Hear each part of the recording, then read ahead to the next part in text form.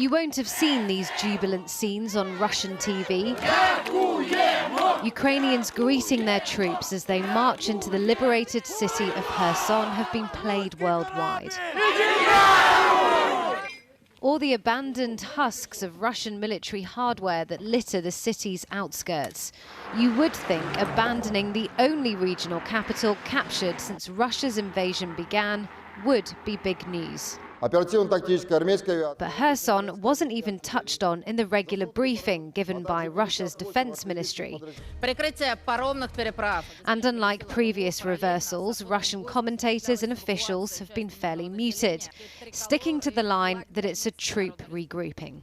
Putin is distancing himself from the military tactics, and this is presented as a tactical retreat or regrouping of forces.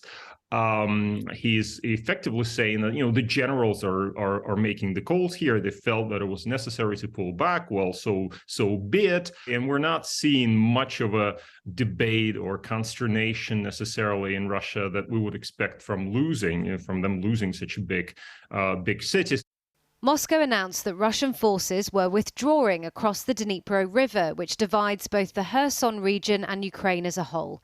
Ukraine's military have retaken dozens of towns and villages north of the city of Kherson, but about 50% of Kherson's region is still under Russian occupation. And Ukraine's general staff has reported continued fierce fighting along the eastern front in the Donetsk and Luhansk regions. Psychologically, Russia will be worried and disappointed by this, but you never underestimate Russia. History will remind you that Russia can be brutal to their own, and if they need more cannon fodder, that is what they'll be doing. And we see today that they announced children in schools are going to be trained, and that's the type of regime we're up against. In Kherson, residents are digging up their colours, hidden for months from their Russian occupiers, who, the head of Kherson's local military is warning, have mined everything in their wake, even bodies. He's asking residents not to gather in crowded places. Much needed aid is now starting to reach the city. One food parcel for her, another for her neighbour. One woman says, "Thank you. We were waiting for you." Emily with the reporting. Well, earlier I spoke to the writer and Russia expert, Anne Applebaum, who's in Warsaw, and I asked her what the reactions to the scenes in Kherson are like in Russia. First of all, it's important to remember that a lot of Russians won't see these incredible scenes. Russian media is totally controlled by the state. In order to get access to something different, you need to either use VPN, so you have access to non-Russian media, or you have to be following particular Telegram channels or on one of the few outlets that's open.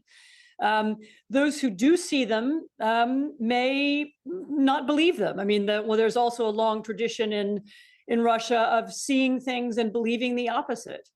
But I guess we can hope that there's a small percentage of people, and it may be growing, who see them and see another argument for ending the war. Much like yourself, the Ukrainians are being very cautious about this. They're saying, hold on, there is some way to go. The big question is, what do the Russians do next? What do you think is most likely? So what we're really waiting for is a political change inside Russia. And that could take a lot of different forms. It doesn't necessarily mean that Putin goes, but it means that the Russians have to understand that the war was a mistake, that Ukraine cannot be conquered and should not be conquered, and that they need a different narrative. They need to talk about it in a different way. They need to rethink their relationship with Ukraine. And there are some little glimmers of that. You hear little echoes in Russian, even propaganda media, talking about, oh, maybe the Ukrainians are a real nation after all. You hear some echo of that, or you can see it in Russian social media, people beginning to recognize that this isn't a war they want to be fighting. I think the mobilization drive, even more than the occupation of Kherson, convinced a lot of Russians that they don't want anything to do with this war. I mean, the evidence being the hundreds of thousands of Russians who escaped the country to avoid the draft. So we're beginning to see the beginnings of that change, and I hope that with more Ukrainian successes, it will continue. And I just wonder, given what you were saying earlier on about how most Russians will not see these pictures, may not be aware of the level of defeat in Kherson that we're seeing. You know, does that message get to the Kremlin? And if there is this push for change, who does it come from? I think realistically, the push for change comes from the people immediately around Putin and from the military and the security complex. They do see the pictures. They are aware of what's going on. They're in touch with the front line. They know that this was a withdrawal and that it was a defeat rather than some kind of planned operation.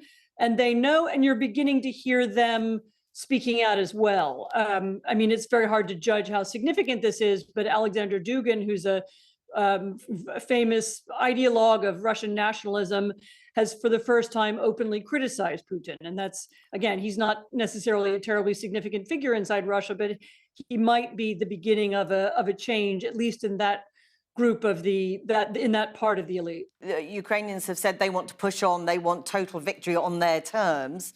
Do you think the West gets behind that or presses actually for some sort of negotiated settlement sooner rather than later?